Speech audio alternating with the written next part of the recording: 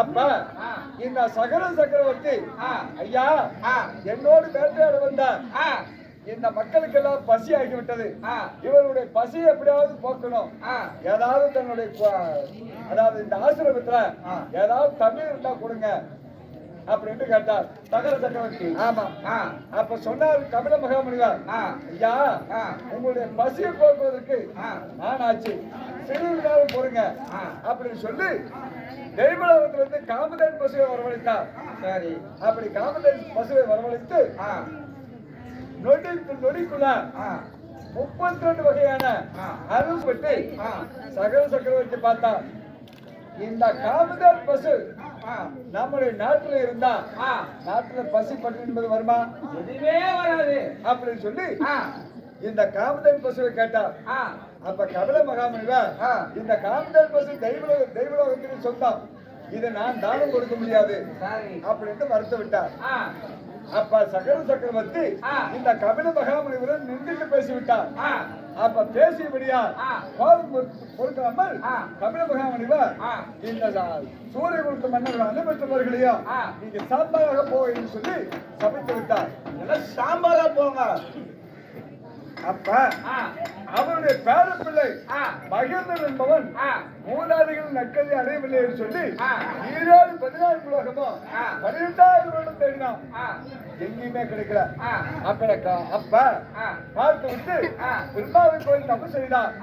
அப்ப தவம் செய்யும் பொழுது பெருமா சொன்னார், உங்களுடைய மூதாதிகள் நற்கதி அடைய வேண்டும் என்றால் அது என்னால் ஆகாது, சிவபெருமானால் தான் ஆகும் அப்படின்னு சொல்ல இந்த பகிர்ந்து ஆகப்பட்டவன் என்ன போய் தவம் செய்தான். அப்ப தவத்தை வச்சு பகிர்ந்தமன்னா உன்னுடைய மூலாதிகள் நற்கதி அடைய வேண்டும் என்றால் ஆகாயத்திலிருந்து பூலோகத்துக்கு வரணும்.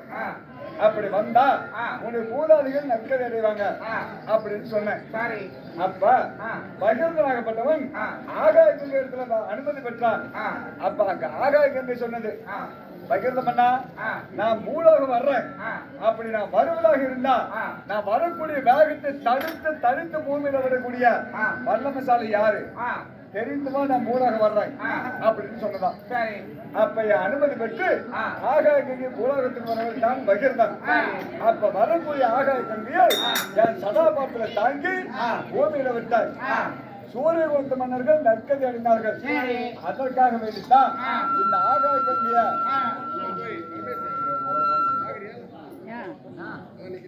இந்த ஆகாய கங்கைய சதாபாத்திரம் வைத்திருக்கிறபடியா நீ நினைப்பது போல் இது பூஜை கிடையாது, தவறாக புரியக்கூடாது. அது பூர்த்தி அடையாம அது எங்க ஆதாய கங்கைய மேல வந்து கீழே இறக்கி விட்டாராம். நமக்குள்ள வாக்குவாதம் வேண்டாம் சுவாமி. நமக்குள்ள வாக்குவாதம் வந்தால் அது ஏதோ ஒரு விபதீனத்தோட முடியும். அதனால நீங்கள் படியிறக்க சென்று வாருங்கள், நான் அந்த புறத்தில் இருக்கிறேன். நீங்கள் படியிறக்க சென்று வாருங்கள், பாதபூஜை ஏற்பாடு செய்யலாம். என்ன கொட்டையாட்டு இவனோடு சேர்ந்து ஒன்ன ஓடி போயிடுவார்.